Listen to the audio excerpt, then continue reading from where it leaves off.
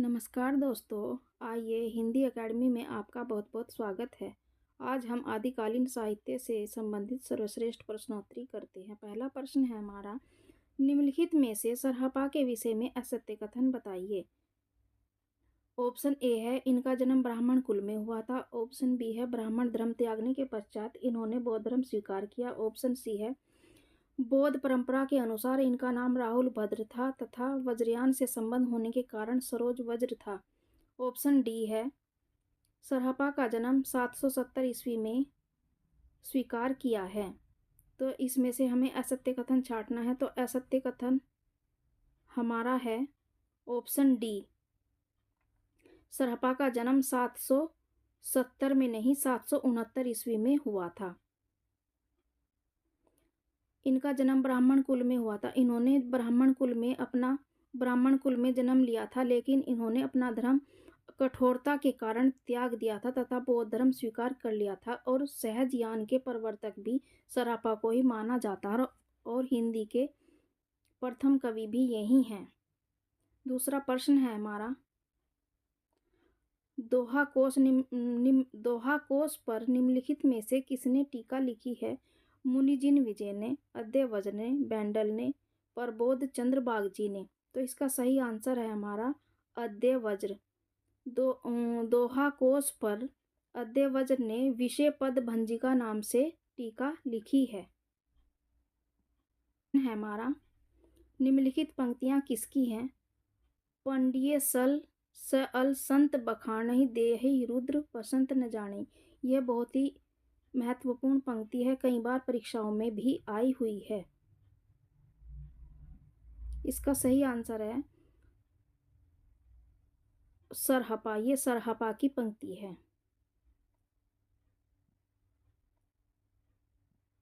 प्रश्न नंबर 4 है हमारा, गोरखनाथ द्वारा परिवर्तित योगी संप्रदाय को और किस नाम से जाना जाता है?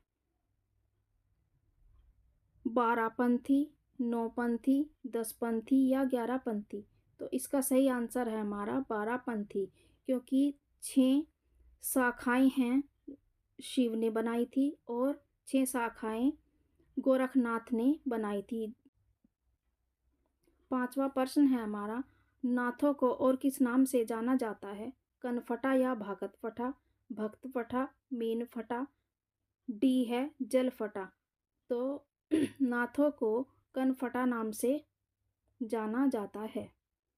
कनफटा या भागत फटा अगर क्वेश्चन में आ जाए तो भागत फटा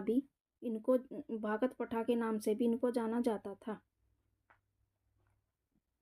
और कनफटा इनको इसलिए कहा जाता है क्योंकि ये कानों में बड़े बड़े कुंडल पहनते थे, जिससे इनके कान लटक जाते थे, जैसे फटे हुए से दिखाई देते थे, इसलिए इनको कनफटा कहा जाता था। 6वां प्रश्न है हमारा, निम्नलिखित रचनाओं में से नाथ मत को भलीभांति समझने के लिए जाना जाता है, यानी कि नाथ मत को अच्छे से समझने के लिए हमें किन रचनाओं का सहारा लिया जाता है? ऑप्शन ए है सिद्ध सिद्धांत पद्धति। ऑप्शन बी है विवेक मार्तंड। ऑप्शन सी है शक्ति संगम तंत्र। ऑप्शन डी है निरंजन पुराण तथा वैराट पुराण। तो नाथों को भलीभांति जानने के लिए उपरोक्त सभी रचनाओं का सहारा लिया जाता है। 7वां प्रश्न है हमारा, निम्नलिखित में से सिद्धों से नाथों में कौन कौन आए, यानी कि जो पहले सिद्धों में थे फिर बाद में नाथों में भी आ गए? तो इसका ए ऑप्शन है हमारा नागार्जुन, बी है चरपटनाथ, सी है जलंधर, डी है उपरोक्त सभी। तो ये तीनों पहले सिद्धों में थे फिर बाद में नाथों में आए हैं। 7वां प्रश्न है हमारा, नीचे दिए गए कथनों में से असत्य कथन बताइए। नाथ साहित्य में अंतः साधनात्मक पद्धति पर बल दिया गया। ऑप्शन बी है इंद्रिय निग्रह पर बल देना। ऑप्शन सी है नारी भोग का समर्थन करना। ऑप्शन डी है उलटबासी, रहस्यात्मकता, प्रतीक तथा रूपकों का प्रयोग करना। तो इसमें से हमें असत्य कथन का चुनाव करना है। तो असत्य कथन है हमारा नारी भोग का समर्थन करना, क्योंकि नारी भोग का ये विरोध करते थे।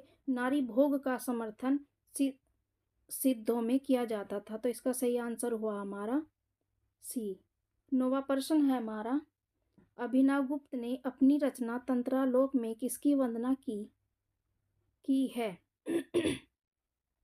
मतेंद्रनाथ की, गोरखनाथ की, जालंधर की, या डी है नागार्जुन की? तो अभिनवगुप्त ने अपनी रचना तंत्रालोक में मतेंद्रनाथ की वंदना की है। 10वां प्रश्न है हमारा, मतेंद्रनाथ की रचना कौन सी है? अकुल वीरतंत्र तथा ज्ञानकारिका। ये दोस्तों ये अकुल वीरतंत्र है। अकुल वीर तंत्र, ये टाइपिंग मिस्टेक है यहाँ। बी है हमारा 15 तिथि। सी है हमारा पंचमात्रा योग। डी है हमारा सप्तवार। तो मतेंद्रनाथ की रचना इनमें से अकुल वीर तंत्र तथा ज्ञानकारिका है। इनकी एक और प्रसिद्ध रचना है कोल ज्ञान निर्णय, और 2 ये रचनाएं हैं इनकी। और ये जो तीनों रचनाएं हैं 15 तिथि, पंचमात्रा योग और सप्तवार, ये गुरु गोरखनाथ की रचनाएं हैं। 11वां प्रश्न है हमारा,